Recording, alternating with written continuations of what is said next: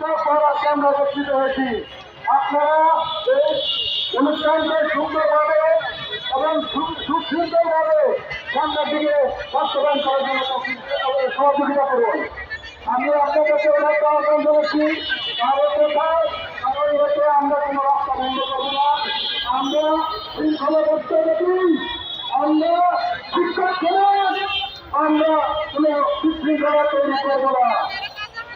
সরকার আপনি বলতেছেন আমরা বিশৃঙ্খলা করার প্রয়োজন নেই।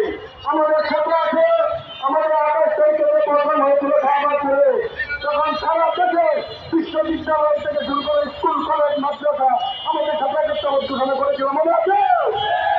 আমরা কোনো দুইটা আমাদের শিক্ষককে আমাদের সেরা কংগ্রেসে যত শিক্ষক আছে, যত ছাত্র আছে, সাধারণ মানুষ আছে, সংগঠন আছে, সকলকে আমাদের সাথে ঘোষণা করেছিলেন।